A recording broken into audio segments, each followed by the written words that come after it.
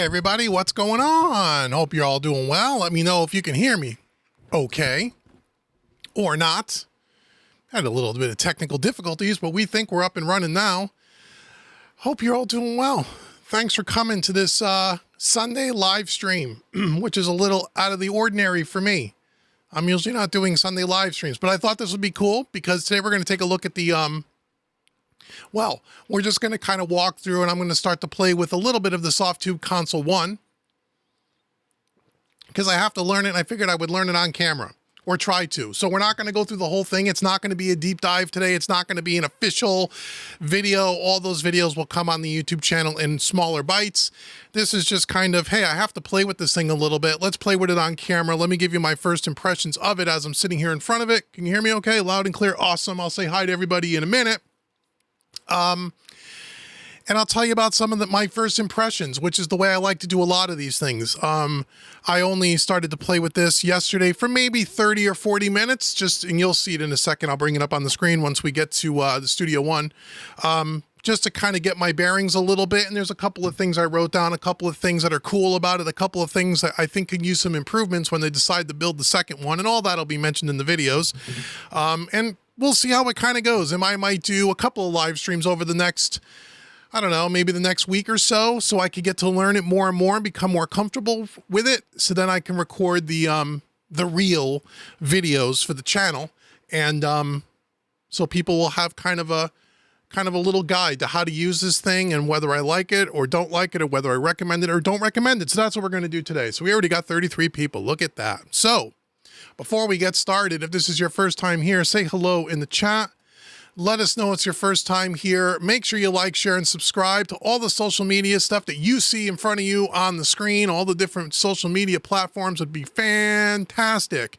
And if you find this live stream helpful to you in any way, feel free to use the super chat or you can hit the thanks button on the video on the replay.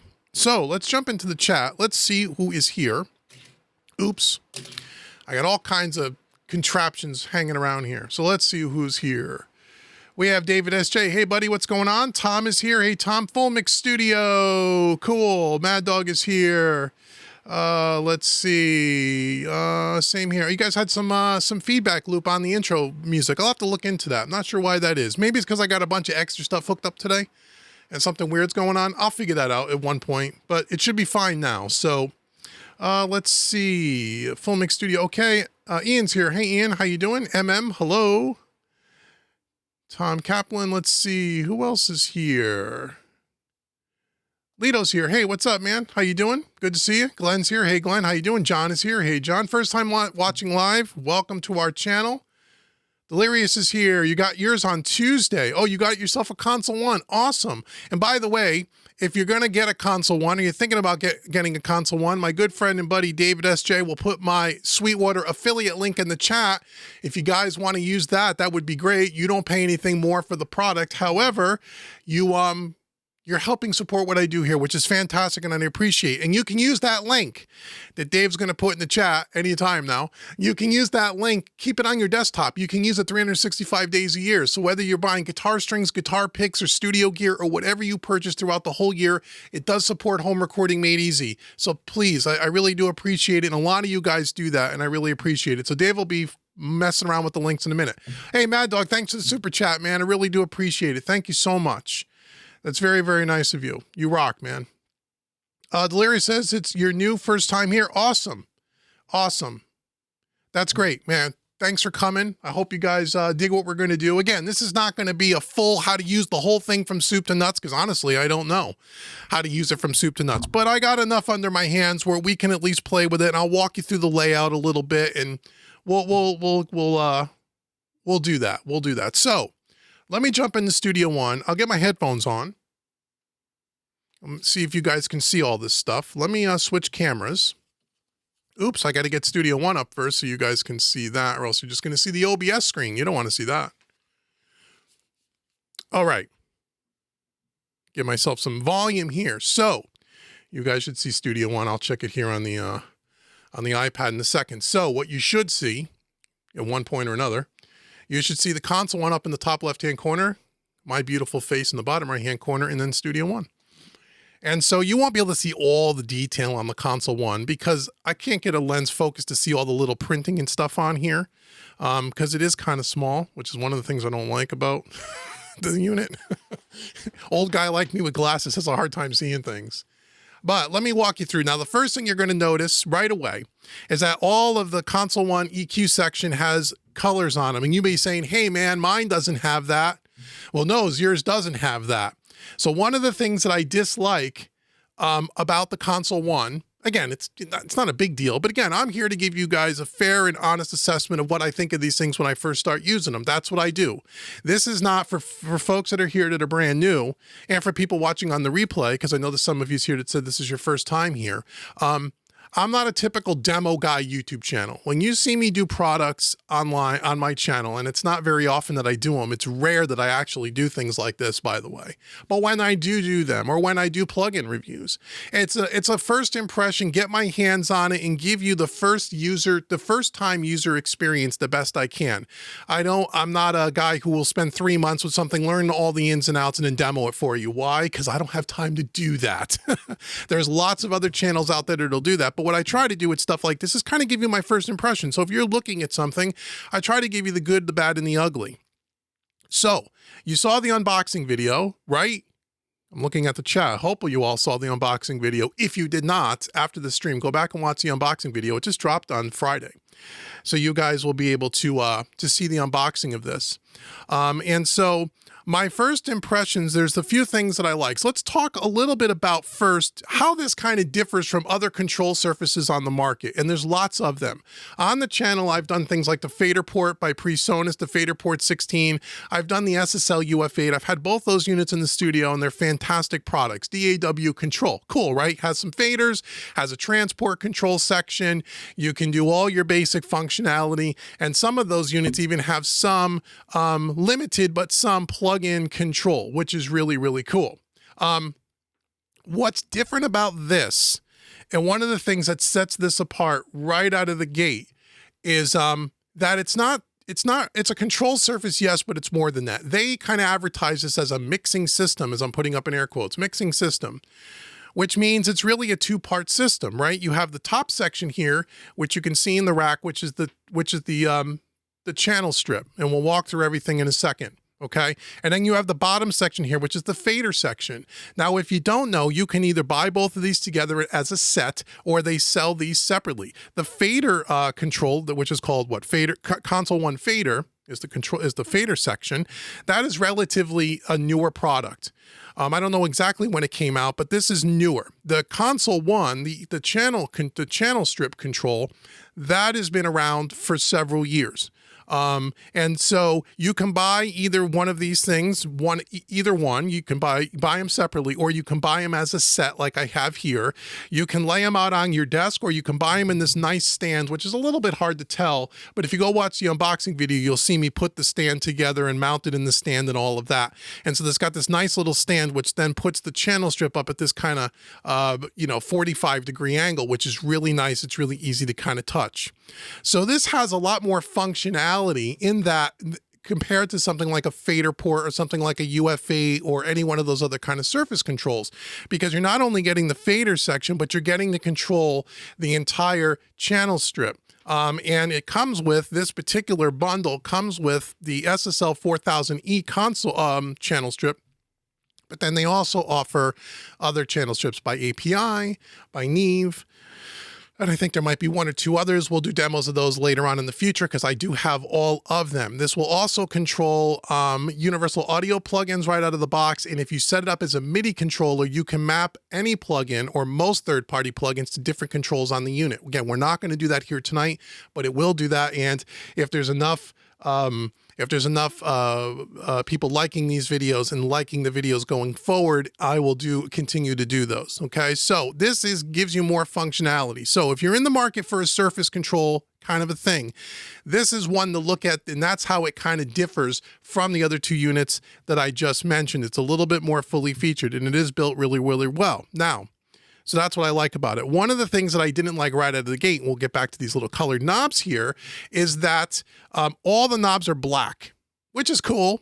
But when you're sitting with it in the stand, I felt it would look better if it had some distinction between the sections that we'll walk through in a second. So I just went out and bought little colored dots from Amazon, little stickers for $4, and they gave me like a whole big package of them, and I just stuck them on there. And that's how I kind of did it. There's also a company called, and maybe Dave can look this up and Google it, David John Tech Tools. They have a website where they actually sell replacement knobs specific to the console, one that you can purchase in different colors, and I think they're more rubberized, and they actually take the black knob off of the console one. And you put on the knobs there. And I think a set of knobs to do the whole console one is probably around $50 or $60 US. You know, so if you wanted to get something that had a little bit bigger of a knob with a rubberized coating that was colored, you can do that, or you can just do what I did if you'd like. So so that's one of the things that I didn't like was the colors. So I changed that. Pretty simple fix. The other thing that jumped out at me right away as I started to use this, which for me, could be an improvement maybe for the next version, is that on the console one, and again, you can't see the detail, but underneath all of the knobs, they have the writing of what the knob represents. And like, you know, this knob here, this black knob here is the low gain knob. Well, it's very, very difficult to see the printing on this thing when you're sitting about half an arm's length away from it, which is typically how you would sit using it. It's, you know, reach right out and I could touch it right out in front of me. It's not too far away, but it's difficult to see that writing. It would be nice if they would illuminate that writing. Again, it would probably change the cost of the product, but it would be something cool if I can actually read the print. That's one of the things that jumped out at me right away, that I didn't like about it. It is difficult to read. Other than that, it's got a pretty simple layout. It looks like a lot, but it's not. So if we start over here on the left section here, we have our input section, these three orange knobs here, or orange stickers. We have our input control, low cut and high cut filters over here on the left. We're going to be able to turn the plug-in display on and, maybe just click in Studio One here for a minute. Okay, on and off there, you'll see on the screen, you'll see the SSL channel strip coming up by just clicking the on and off button. And there's also a few different ways you can view the mode of this by the button directly to its right. By clicking this, it kind of changes the view of the way this works. I kind of like it like that, and you could turn it on and off like that. We have an input meter here right above the input knob, which is pretty cool. We also have a few buttons underneath the high and low cut filters where you can change the way the filters go to the compressor. We also have a phase invert button, and we have a preset button under that. That's our input section. Directly to that in the purple section here, we have our shape and gate section. So if I pop this open like this and get the channel strip on screen and I hit the shape button, you'll see on the screen that to the left here, we have our shape section. So by looking at this channel strip, just so you know, if you don't have one of these, the way it's kind of laid out here on the channel strip screen or plugin GUI is exactly how it's laid out physically in front of you, which is really cool. Okay, so we just talked about the input section, which is right here. And you'll see as I turn a knob here, you'll see in the bottom left, the input gain kind of works. So here is our shape section. We have a gate, and we can make it a hard gate or a soft gate. And then we have up here, we have a release, our gate release. And then underneath that, we have, for lack of a better word, it's called punch and sustain, or sustain and punch. It kind of acts like a transient designer, kind of, sort of. I know it's not exactly like that, but that's under here in purple. So this is kind of our shape section here. You could turn that section on and off with this button. To the center section, we have our EQ here, and you just tap that by turning that on. And we have a 4-band parametric EQ. Over here in black, I left these two original black. We have our low gain and our low frequency, and that can either be with the button above it. That can either be a bell, a cut, or a shelving EQ for the low frequencies. Then the two center frequencies, blue and green, that is the mid bands. We have our low mid here, which we have a Q control here at the top, and our high mid here, okay? And then to the right of that, we have the red, and just like in black, our high frequencies can either be a bell, a shelf, or you can cut just by hitting this button here. And you can see it displays on the screen there, and that's in red. And the reason why I picked these colors is because that represents the SSL EQ on an SSL console. Low frequencies are black knobs, the blue knobs are low mids, the high mids are green, and the highs are red. Make sense, everybody? Everybody still with me? Wow, 62 people here. And you guys can save your questions because I will definitely try to answer as many as I can after. Okay, to the right of the EQ section, we have our compressor section. And our compressor section is here in brown. And again, it's hard to even tell. I have a hard time reading the text, as I said, but we have our ratio here. If I turn that on and off just by doing that, even if you don't press the button to turn the compressor on and off, I just learned something. Even if it's in the off mode and you turn one of the knobs, it'll automatically turn the section on. I didn't know that till just now. Does that happen with the EQ? It sure does. Okay, so I just learned something. You don't have to touch the knob or the button, excuse me. All you have to do is touch one of the knobs and turn it. It will turn that section on. So here's our compression section. We have our ratio. We have a parallel wet dry thing, which is kind of cool. So it's like a parallel compression built right in. That's kind of nice. Then we have our attack time up here. We have our release time and our threshold, all the usual suspects for a compressor. Now above the compressor, graphic here, there is a gain reduction meter that'll light up once we start to use it. And there's also a gain reduction meter, an LED meter right here on the console one itself, which is kind of cool actually. So you don't have to look up to see how much gain reduction you're getting. You can look right at the console one. I kind of dig that. That makes a lot of sense to me.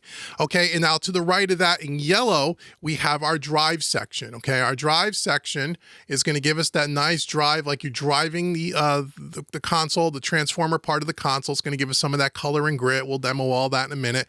And then we have this character button, which kind of changes the tone of the drive. So as we turn it to the right, it gets a little bit more clicky, a little bit more high end. To the left on the negative number, it's a little bit more warm and round and more bass heavy, if you will. Underneath that, we have our pan knob here. Okay. And then this orange knob on the end is the volume, which will actually control the fader. So right now, I'm on channel 1 in Studio One. You can see that it's highlighted all the way to the far left on the kick drum. And if I turn this, it'll actually control the fader, and you'll actually see the fader move on the fader, on the console one fader, the actual fader. So you can either use this knob or you can use the fader. It doesn't really matter. The reason why you have both is because when you buy these units independently, you have two ways to do things. Because if you just bought the console one, you would need to have a volume control on it. So you can use either the fader or the volume, or the volume control, whatever you want to do.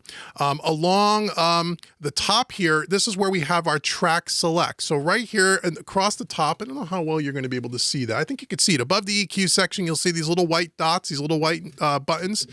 This is the track select, and there are 20 of them, which is kind of cool. One of the second things that I think could be improved on this for people taking score at home is that, and again, I understand why they did this. Console one came out long before console one fader. So you have 20 tracks that you can select here, okay? But when we get to the fader section, you're going to see we only have 10 faders. And so you'll see why that could be a little confusing. You got to do a little mental math when you're jumping around and banking and such. And we'll talk about that in a bit. But I would have liked to see this. If there's only 10 faders, there only should be 10 track selects, because it makes it a little bit easier to use. You don't have to think as much. And again, you know, I'm a simple guy. So that's something that I wish that should mirror the amount of faders, in my opinion. But you have 20 buttons. And as you'll see, let me close this for a second. This is one of the things about other surface controls that are kind of finicky with certain DAWs. Not all DAWs, but with certain ones. Sometimes when you would have a surface control and you would touch the track number on the particular hardware, it didn't always follow in the DAW, depending on your DAW, the version of your DAW, so on and so forth. Or sometimes it would work and sometimes it wouldn't work, at least in my limited experience. What I like about the console one, as you can see, as I change channels, it does mirror right on the screen exactly what we're doing. So as I'm going up, track 12, 13, 14, 15, 16, all the way up to track 20. I think this has 25 tracks in this particular session. Now I'm at track 20. If I want to go to track 21, I just go over here to the page. We have track page. We have a plus and a minus. If I go hit it once and go hit number 1, that now becomes track 21, right? 20 plus 1, 21. Pretty simple math.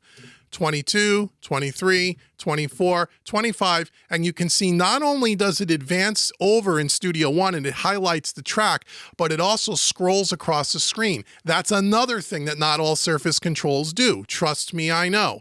One of the big problems that I've had with Surface controls is, again, sometimes when you're touching stuff on the control, it doesn't always sync up with what's happening on the screen. So let me show you that again, in case you missed it, because this is an important one to me. So let's go back to track 1. So if I go back to page 1 here and go to track 1, it automatically jumps over to the kick track, okay?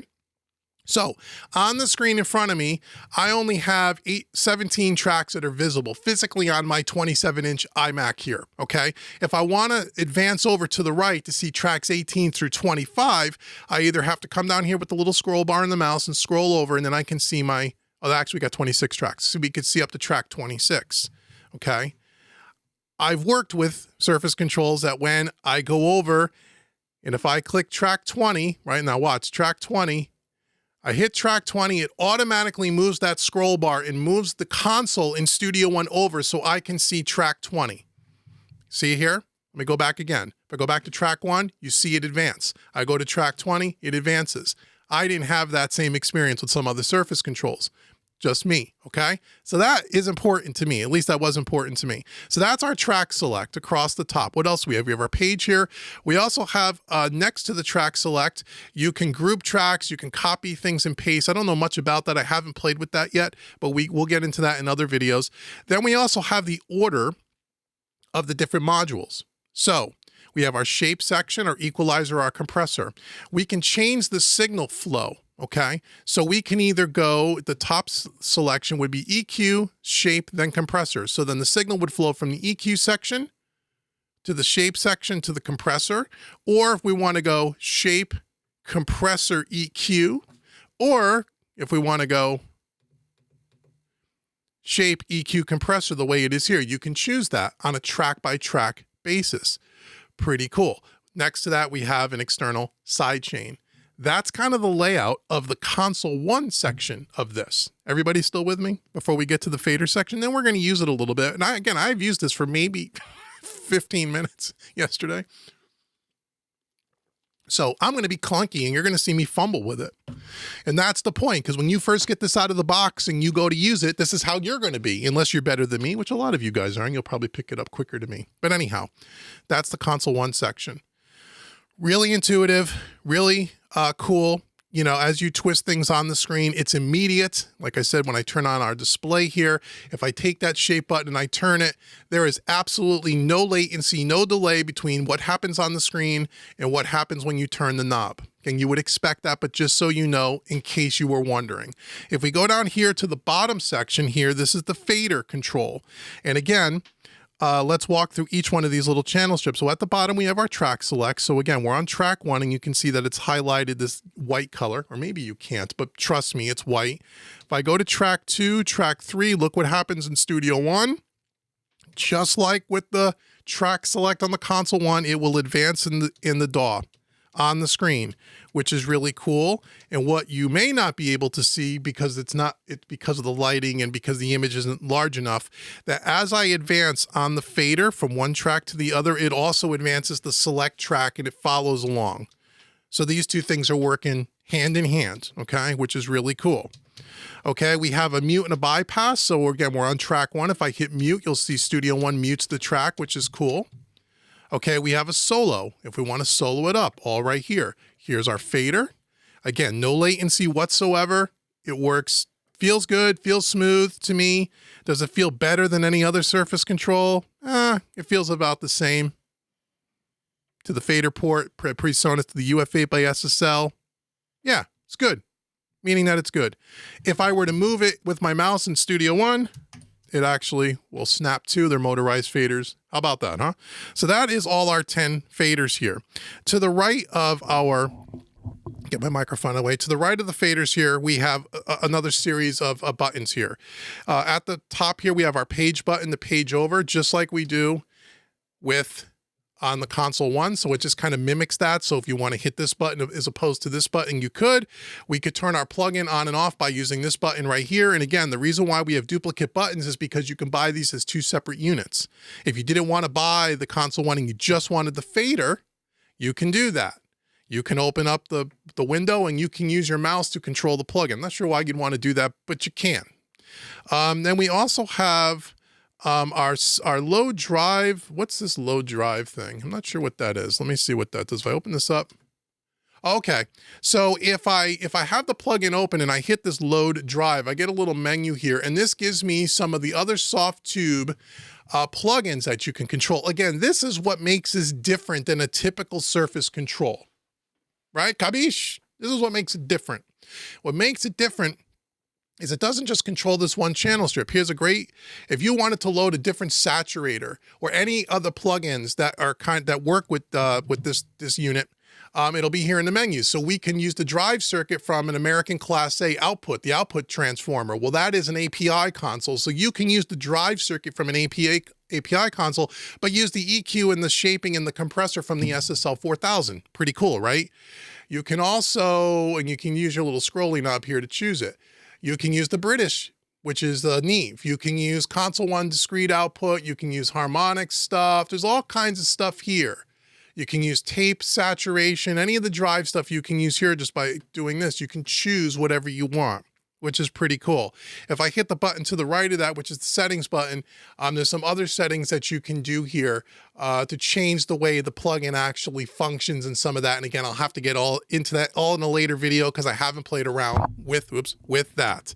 Okay, underneath that, we have our fader modes here. Right now it's controlling volume, but you can have the fader control the drive control, or you can have it control the character control by using the fader if you wanted to. Now, why is this important on this? Because if you did not have the channel, the console one, the top unit, if you didn't have that and you wanted to control those parameters of the plugin, you need to be able to do it. So you can do that. So if I'm on track 1 here and I click drive and now use my fader, you'll see in the plugin GUI on the top or on the right-hand side, you'll see I'm turning up the drive. See that? Up and down, up and down, up and down. So now I'm using my first fader to control the drive circuit of channel 1, which in this case is our kick drum track.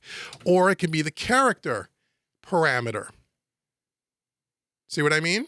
Pretty cool, right?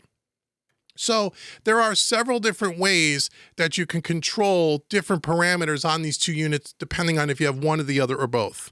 Okay, and then we can go back up here to volume, which is where you'd want to typically do it. You can also have the faders to control the input gain, the low cut or the high cut filters, and you can see all the faders snap to position. But typically I'm just going to use it in the volume parameter for the most part, right? So that's pretty much what we're going to do. Over to the right-hand side, we have a little, these little 3 assignable buttons, which out of the box are the actual transport controls for your DAW. So play, pause, fast forward, and rewind. It's kind of you can assign it to do anything. The one thing this doesn't have is a proper transport transport section, but I mean, this is good enough. But the one thing, again, for people watching this at Softube, if anyone ever watches this at Softube, I'm sure they will. And I'll say this in our little full series of videos that I'll do later for the channel. One thing I would like to see them do, because they developed a channel strip, they developed a fader, control 2 separate units. I'd love to see them develop a 3rd unit, maybe a small unit, like a small little square. Maybe it's only the size of, say, the EQ section on the console one, and it's dedicated to transport control. That would be really cool. And if you had different kinds of racks that you can orientate these things in different ways, you can maybe put your transport control in the center and then your fader underneath and maybe your console one to the right or something. You can maybe relay out the way you have these on your workstation, depending on your space. So they would have all kinds of custom racks that they can sell. So I think a more proper transport control would really be cool for this system. Although this does work and it does do the job. So it's okay, it works. Then lastly, we have this knob down here, which again is going to control the pan. Here you can see on the kick track in Studio One, you can see as I'm turning it, it's controlling the panning, which is pretty neat. And if you hold down, you hit the shift button, it's going to control the, oh, do I have to hold it and turn it? It controls the width. I'm not really sure what that does, to be honest. It says width, but I haven't figured that out yet. I don't see where it changes anything, but I'm sure it does somewhere, some way. So we'll have to take a look at that at one point as well. And that's it. That's the layout of these two units. Okay. So the way this works is, let me close this. The way you use this, when you download, when you register this unit with I was gonna say with Studio One, with Softube, you're gonna download their little, what do they call it? Their little portal application called Softube Central. Again, free little app, sits in your dock, and you're going to install the Console One software. And the Console One software comes with the Console One plugin. So the way you use this is you drop this on all of your tracks. And that is what gives you the SSL 4000 channel strip. You have to have the plugin on every one of your tracks. Now, some people may ask, well, does it take a lot of CPU? What if I have 100 of these things? Because I'm going to put it on every one of my tracks. Well, you'll see here, just by looking at my performance monitor, takes up 2%, and I have 26 of these things, I think. 26 of these instances, it takes up 2%. Again, I have a 10-core processor, 2020 Intel iMac. So I have a new computer, but any computer you use, it'll be just fine. The other thing that this can use, like talking about the transport control, would be nice to have a jog wheel. That would be cool too. Anyway, so that's what you do. You drop it on all of your tracks, just like you would if you were using a regular old channel strip plugin. Okay, so let's see. What do we got here? Anything else on my notes before we play some audio? Oh, yes, very important. I wrote this note. There are, and you'll see in your browser, depending on your DAW, you'll see, you may not see the detail, but just trust me, it's in the menu. You're going to see there are two versions of this, the VST2 version and the VST3 version. In order to, you have to use, at least in Studio One, and again, I don't know if this is like this for every DAW, I have to experiment with it, but if you use the VST2 version, this, when you, the plugin does not sync up with this, meaning that this doesn't control the plugin. It has to be the VST3 version.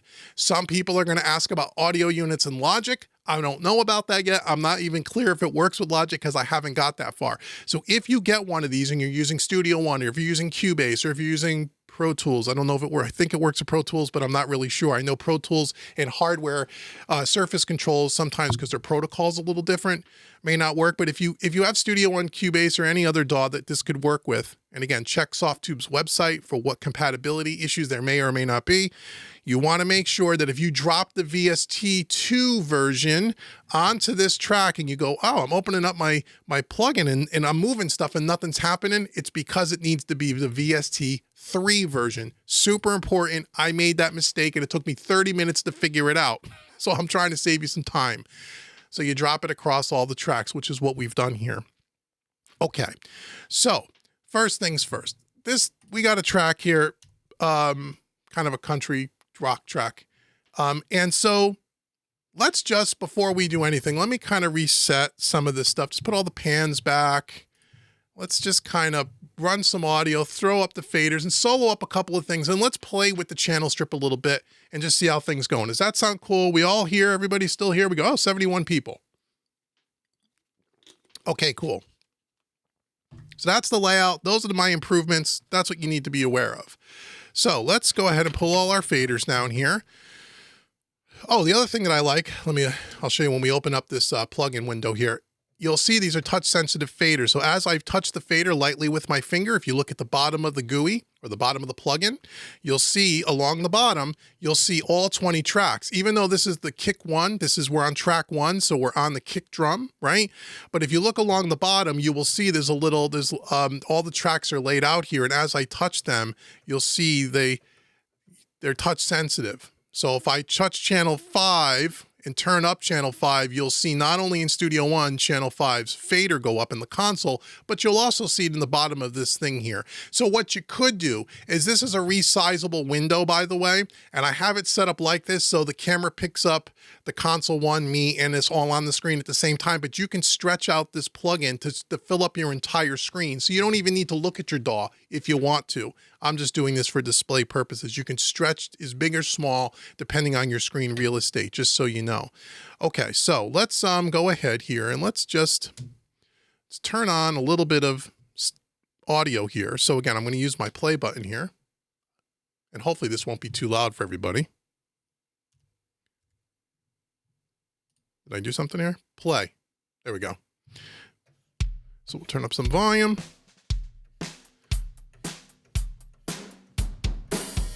So here's the first 10 tracks, which are drums.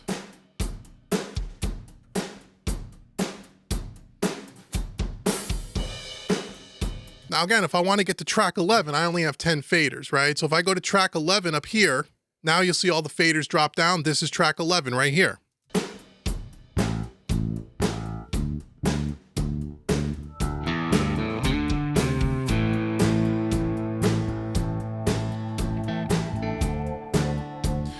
So now here is where, this is where the math, and I wish that this was 10 and 10.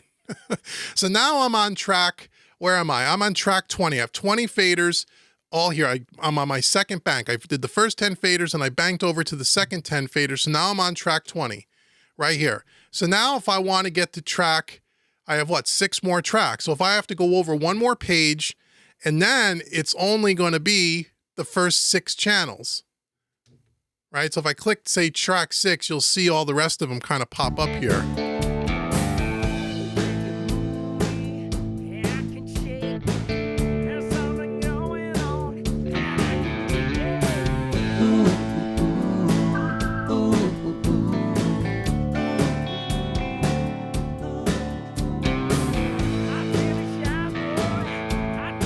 So the other thing, just again, just to show you how the functionality was. So I was over here on track 26, and you'll see how the fader section of it only gives me the first 6 channels, because that's channel 20 through 26, right?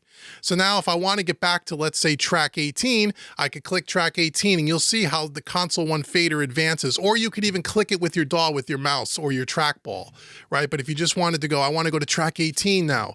I go to track 18. Now here's the one thing. Okay, I'm clicking track 18. See, so here's something that confuses me a little bit about this. So we're on track 26 in Studio One, right? If I take this, which one is that?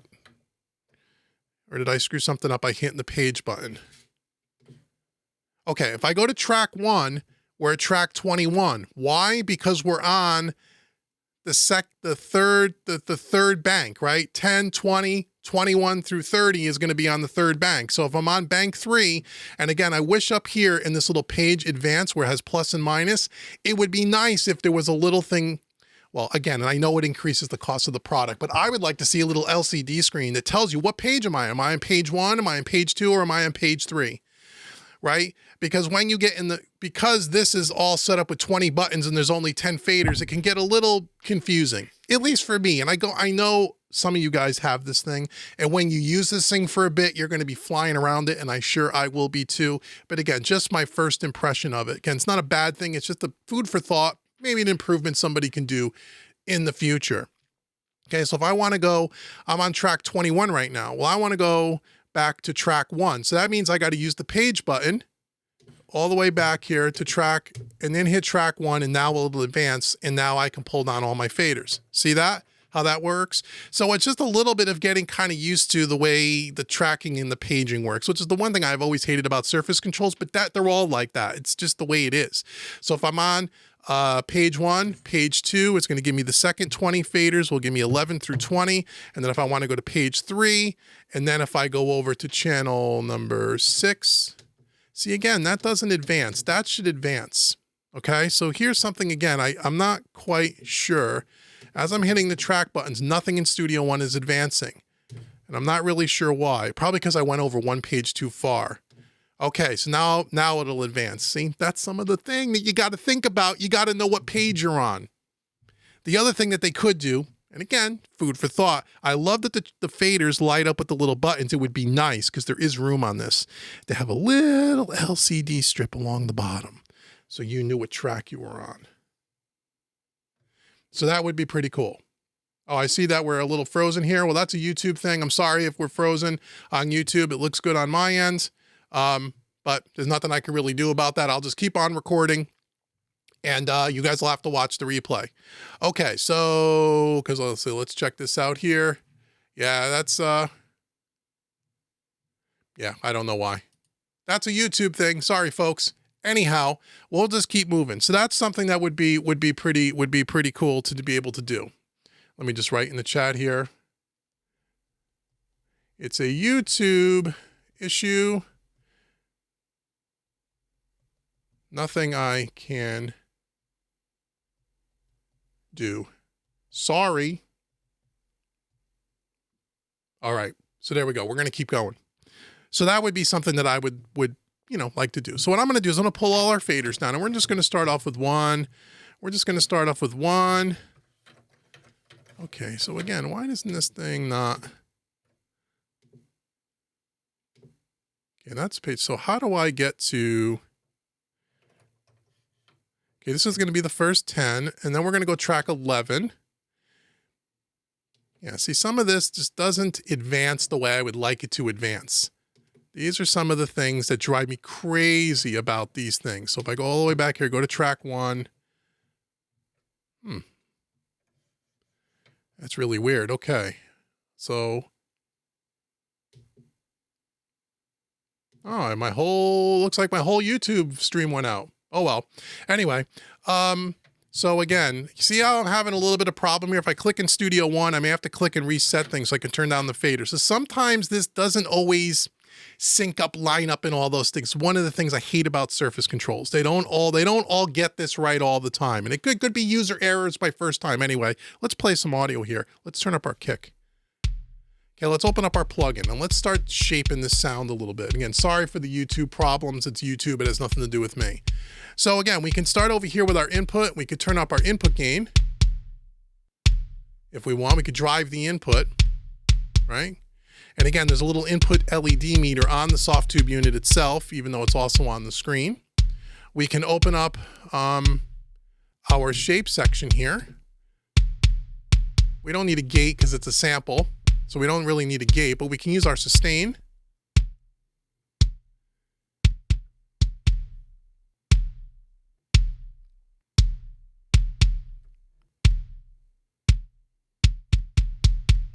So that's really nice. So it's like a transient designer. So you can really increase the sustain of that sample if you have a really dry thing. Then you'll be able to do that. So, or you can make it sustain a little bit more.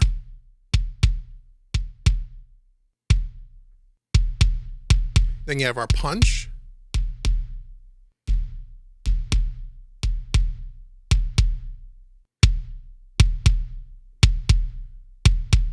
So as you turn down the punch, it gets more round and kind of flubby, a little bit more soft. And if you turn up the punch to a positive number, it gets more pokey, a little bit more punch. Okay, let's turn on our EQ now.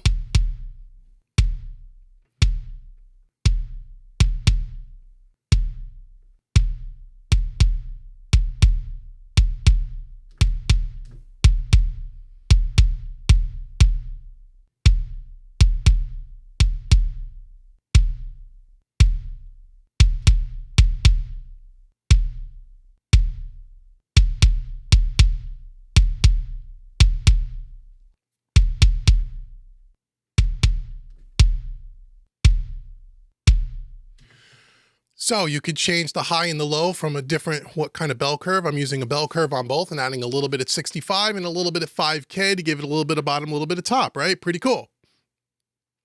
So I'm really, really sorry about the fact that things have froze up here on YouTube. There's nothing I can do about it. It's, I know it sucks. Technology, when it works fantastic. When it doesn't, it doesn't. But I'll keep on going here, and I'll probably just do a few tracks and then I'll end the broadcast because I'm not going to do every single track in this mix, and maybe we'll pick it up at another time. But there we go. So there's kind of our kick. So now we'll add some compression.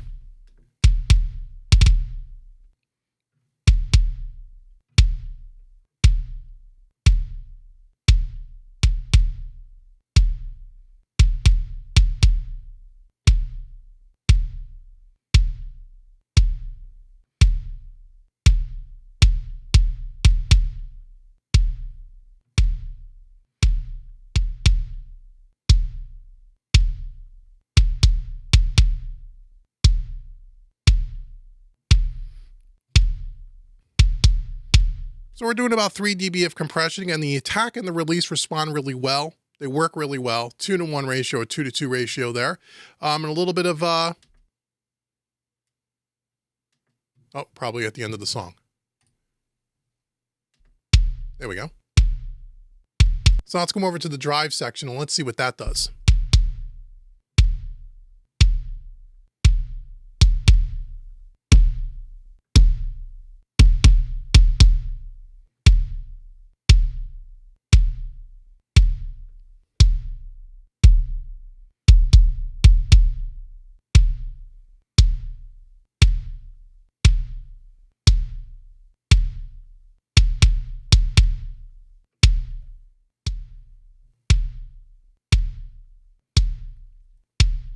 So again, using the drive, as you start to crank up that drive, you can really hear it start to break up. And that's exactly what it does on an SSL.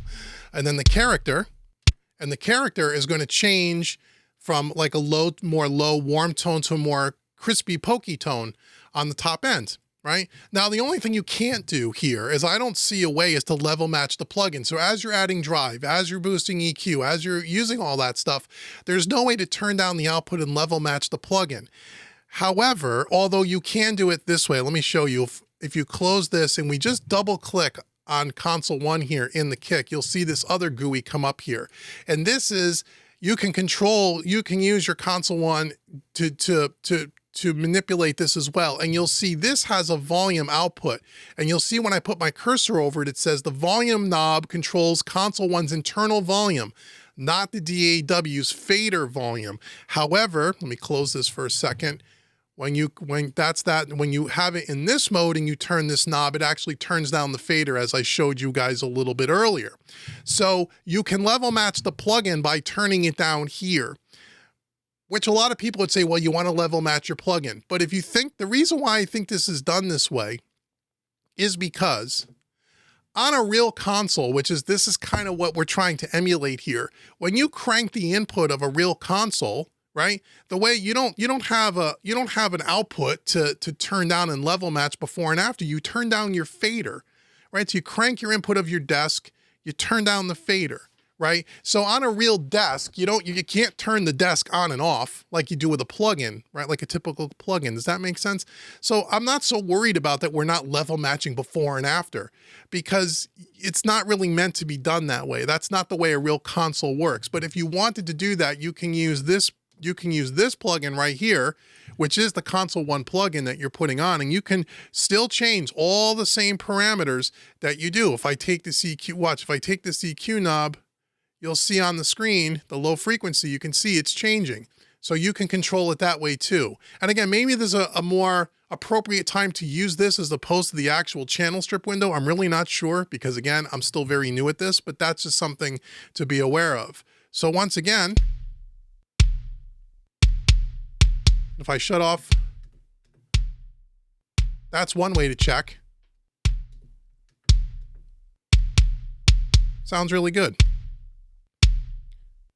Now, the way you can get to track 2, if we wanted to do our snare, if we just hit on our Console 1 fader, track 2, it automatically advances and keeps the window on screen. You can see now, this is our snare, track 2, or I can go back to track 1. So you don't need to open and close this GUI at all. It just advances, which is really cool.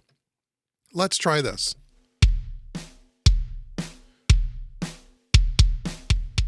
I'll turn down our kick here so we can hear it. Let's use our input. Maybe some low cut.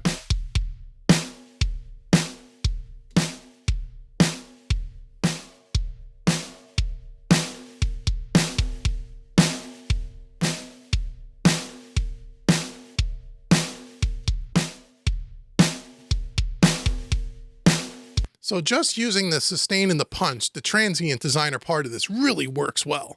Really works well. I mean, just that alone, without touching anything else, changes the snare considerably in a very good way. I'll demonstrate that with the sustain and the punch.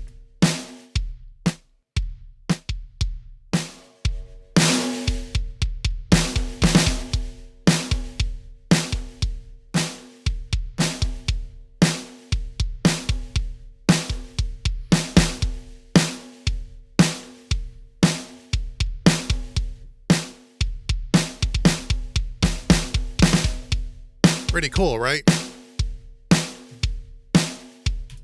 Let me set a loop on this just so we have a loop section here. Didn't think to do that a little earlier. There we go. So if I open this up, There we go. So there we are. So that's our shape section of our snare. So let's keep on going.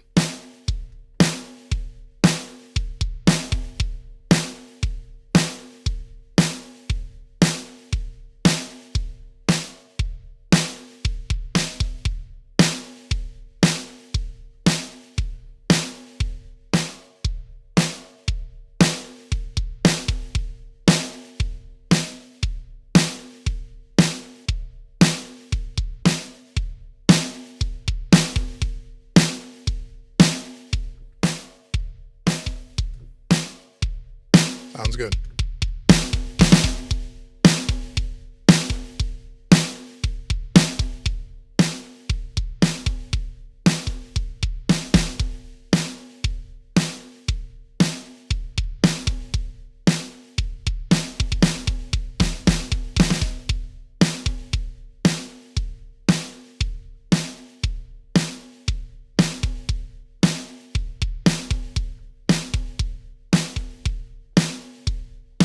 Now let's hit the drive.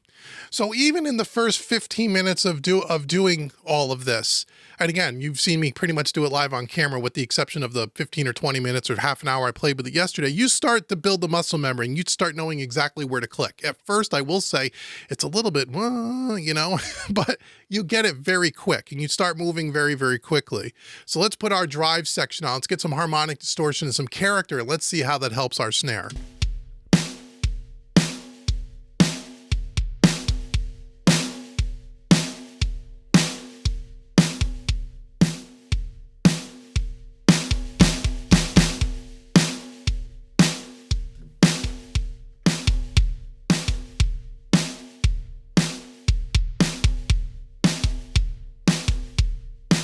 Very cool. Very, very cool.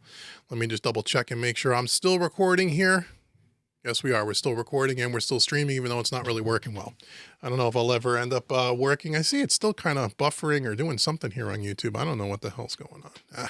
Anyhow. Okay, so that's our kick snare.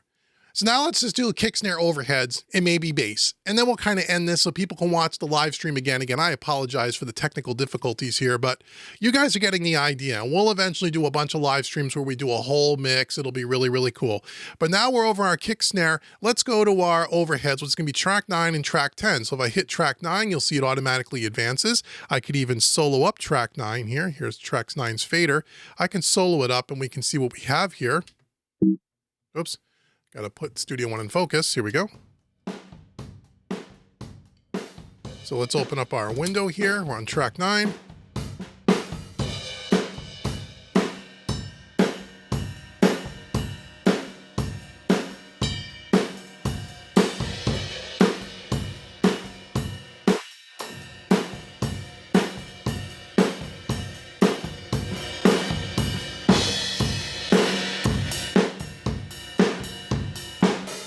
So the sustain on a pair of overheads really brings out the room sound a lot. Very, very cool.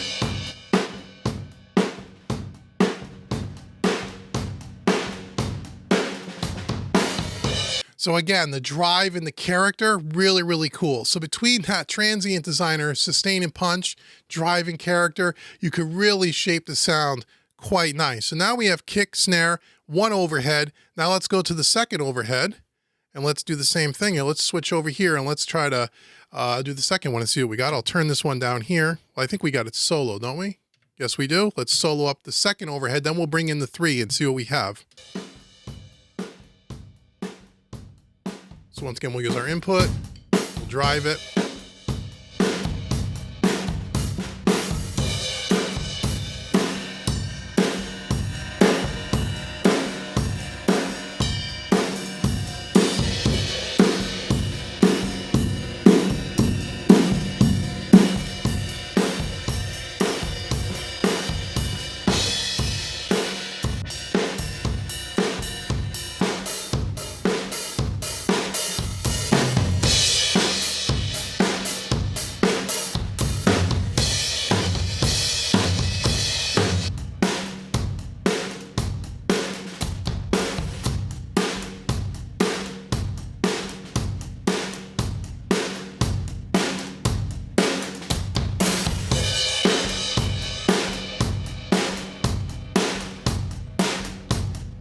Okay, so there's our left, right. Now we could pan these two, right? Because I don't think we have these pans. So we're going to pan the right to the right and the left to the left.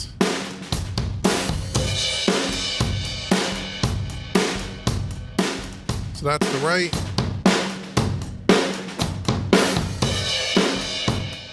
That's our left. Now let's bring in our kick snare.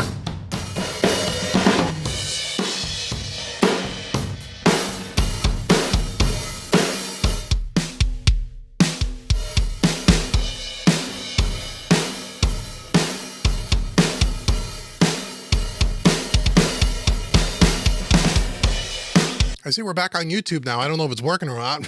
I don't know where we are, but we're back on YouTube, so I'm going to keep going. Again, really, really sorry about all of this, but again, it's not my fault. Anyhow, so we got kick, snare, overhead. Pretty straightforward.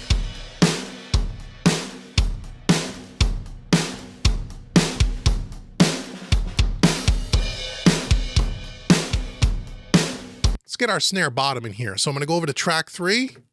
Lights up in Studio One. I'm going to pull this up. We can solo it. Give me some input gain. Let's shape it up. Just a little bit of EQ.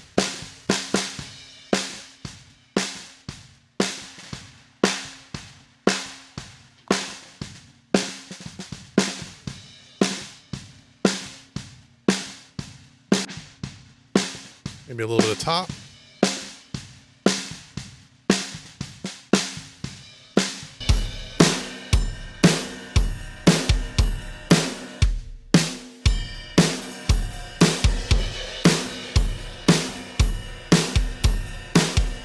So as you can see, you start moving around this thing.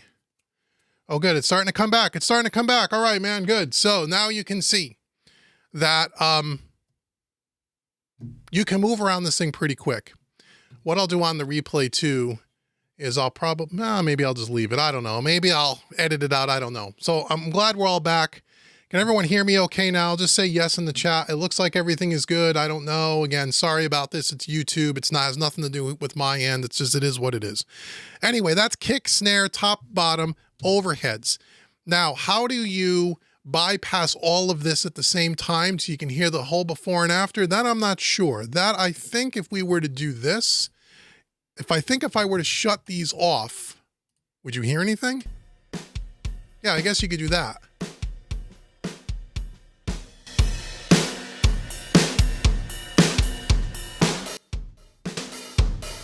But I mean, that's, you know, you're not level matched. And again, I wouldn't be worried about that so much. I wouldn't be worried about level matching it because, again, as I said earlier, which you'll see on the replay, and I'll say it again right now because it was all buffering and whatnot. When you start adding a lot of punch and sustain and EQ and the drive and the character, you're going to raise the overall volume. Most plugins, when you'll have an output where you can regulate the output to level match the plugin before and after, you can't, at least I don't see a way to do this on this particular part of the plugin. But the more I thought about it, the more I don't know that that really matters, because the way a real console works, when you work on a real desk, you jack up the input to drive the console, which is what we did here on the input, right?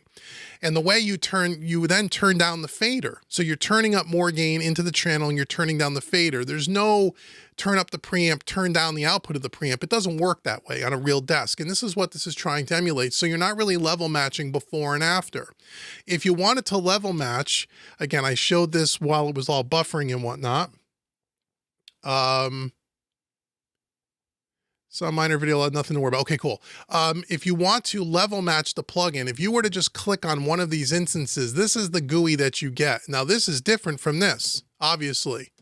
Like, I'm not really sure what this is really for, although, oh, you know what this is? Well, if you can control all these controls with your mouse, or you can use you can see this is just the console 1 section, not the fader section. But what it has here on the end is an output, a volume in the bottom right-hand corner that has an orange ring around it. And if I scroll my mouse over it, it says at the bottom of the GUI, the volume control controls console 1's internal volume, not the DAW or fader like it does on the hardware. So if you were to turn this down, this is how you would level match the plugin. So if I solo up the kick drum, which is what we're on, right? Now if I were to bypass this, okay, it's still louder with it on. So you would,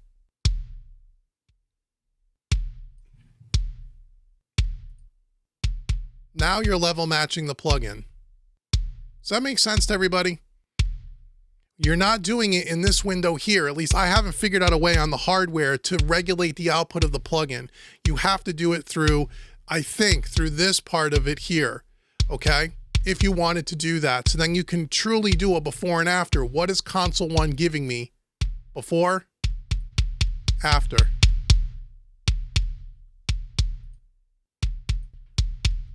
Okay, that's how I think that works. I'm going to put this back here the way it was. I'm going to turn down the fader, because that's, again, the way it works on a console. Again, I'm not an expert in this yet, but that's how I kind of first see this. So if I just open up this here and hit play,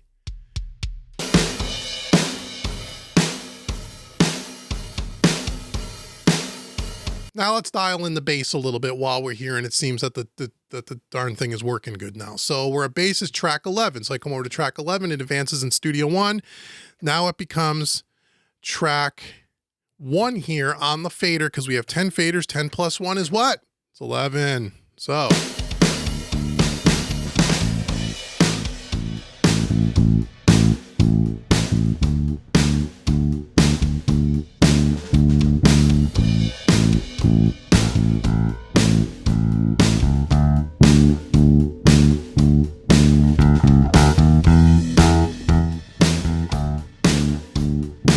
So again, the sustain and the punch which works really well as you go to a more positive number, it is going to bring out the more toppy end of the bass to help it cut through the mix, which is kind of cool.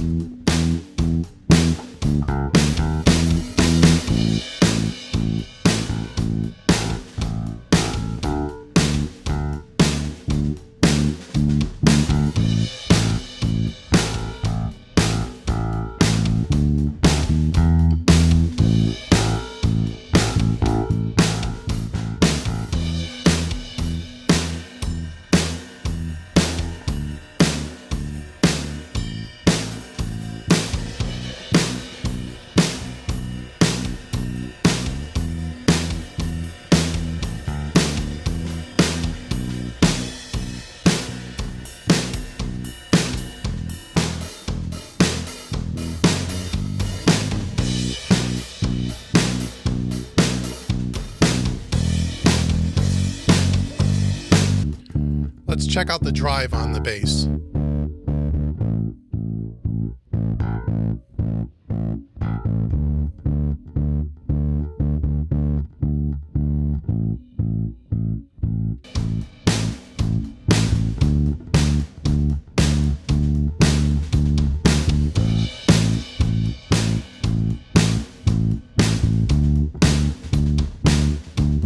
So really cool, right? So you can start to fly around this thing pretty quickly. You know, once you get the muscle memory down, it's pretty cool. I haven't touched my mouse and keyboard once, except where I screwed up there in the beginning, right? I haven't had to touch it once. That's one of the other things that, again, with other Surface controls, as great as they are, I found that I had to touch the trackball much more than I'm touching it here. Probably because those Surface controls are not SSL channel controls, or, you know what I mean? They're not channel strips. So you can really kind of move around and not have to really touch the mouse all that much, which is cool. I mean, that's the whole point.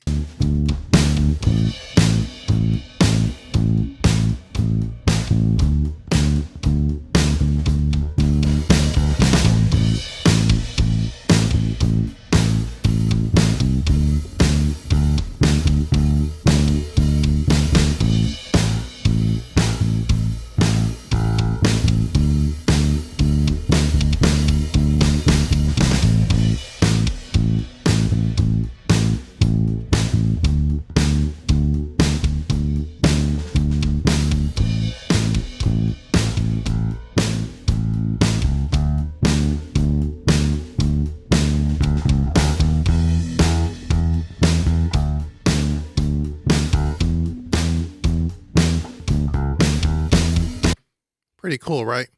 I mean, it's pretty cool. A lot of stuff that you can do. You can also load in, I see you want me to load in other plugins. Not going to do that in this live stream. This live stream's not going to be 3 hours long.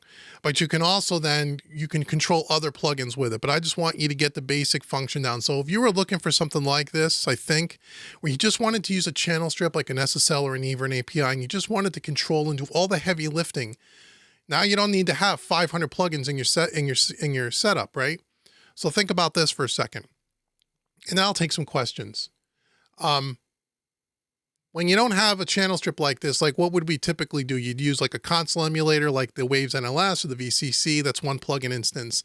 Then maybe you put a channel strip. That's your second plugin instance, right? Maybe you're putting you have some saturation and some other stuff as a third plugin instance, and you have to open up each one of those windows. And you have then more plugins in your session. You have, 50 tracks times 3 is 150 plugins.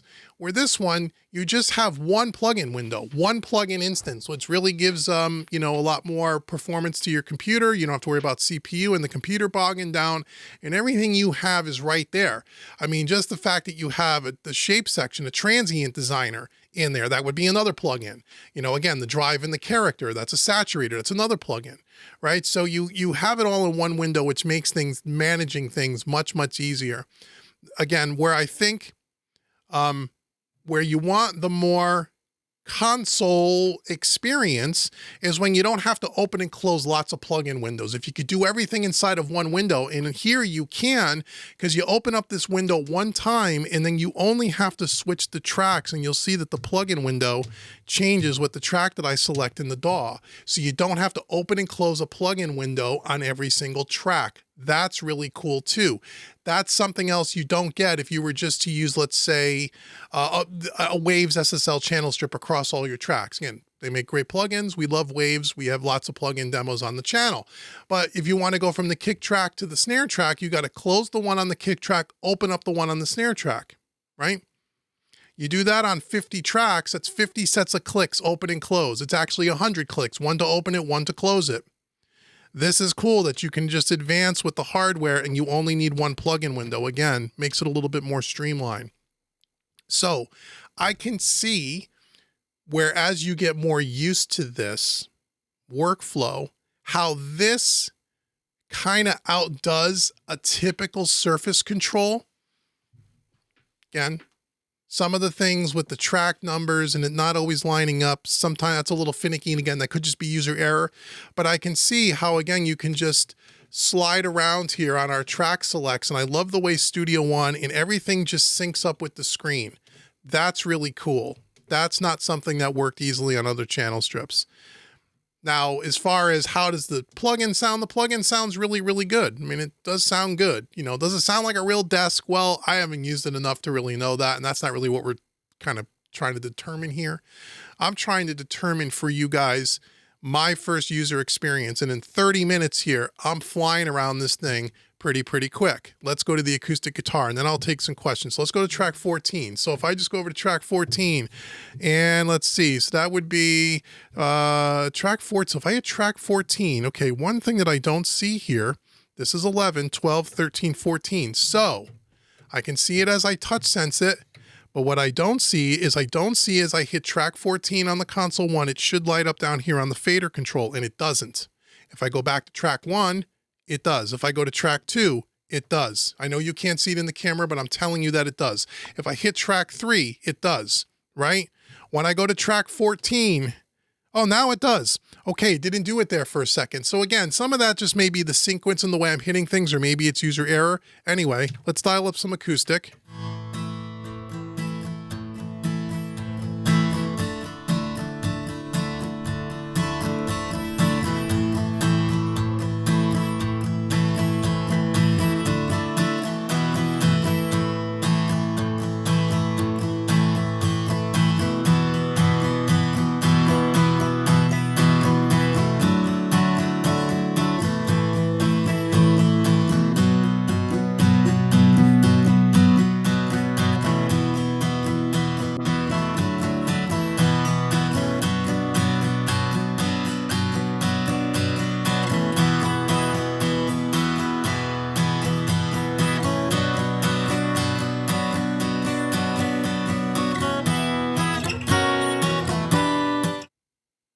Oh, it's at the end of the section. Here we go. It's coming back. Sorry.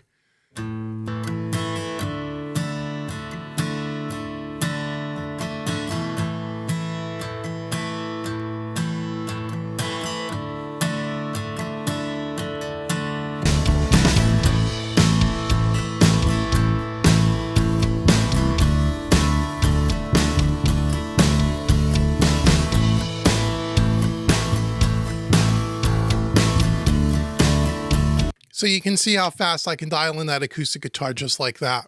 So it is fast. And again, I'm not even that good at it yet, and it is fast. So that kind of ends our little demonstration today. Again, I really do apologize for the troubles with YouTube. I know we lost a lot of viewers because of it, but if you're watching this on the replay, you get an idea on how this kind of works. And what we'll do in subsequent live streams is we'll mix this whole song and we'll go through all the tracks. But so far, my first impressions are once you kind of get used to where everything is at, it's pretty streamlined. It works pretty well. Couple of times you push a button, it didn't exactly respond on the screen. Again, could be user error, don't know. But for the most part, it works really well. And if I had to choose, you know, again, I'm only saying this with limited experience. If I'm looking for a surface control and I could look at the 2 or 3 other major brands that have one, or this for mixing, because they call it a mixing system. This is not a transport control if you want to do recording. There's no record button. There's no arm track button. It's different that way. They really ought to make one of those modules. That would be really cool. But for that, for mixing, this is way more fully featured than most of the typical surface controls that are out there. And price-wise, it's in the same ballpark. Check the Sweetwater link that Dave put in the chat a long time ago. And that's it. I know it's lagging again, guys. There's nothing I can do. So just so you guys know, when you're telling me in the live stream that the thing has nothing I can do, I do appreciate you letting me know, but I can't stop the stream and go check things. It's a YouTube thing. There's nothing I can do. I'm running everything hardwired. Nothing's wireless here, so I'm not sure why it's doing that. Anyway, so it's really, really cool. So I know we're back in and we're lagging still. I probably won't take questions this time around because of all the lag. And so we'll do that maybe in another live stream. But I want to thank you for joining me today. Again, I'll say it again. Sorry for the technological problems. We'll hopefully next time YouTube will have some better, be better. But this is something to seriously look at and also consider, again, I'll put this in the playlist with the unboxing video. And over the next few weeks, I'm going to do more videos on this because I'm going to do a bunch of bite-sized videos, like kind of a user's guide, like I did with the PreSonus fader port, so people can kind of get a thing on it. And again, my link will be in the description box of the video if you want to check it out at Sweetwater and get them. They are in stock. And again, if you use my affiliate link, I really do appreciate that. So thanks so much. I really do appreciate you guys joining me. We'll do another live stream maybe in a week or so where maybe we could take some more questions. And until the next time, thanks so much everybody for joining me, and I will see you guys really, really soon. Take care, everyone.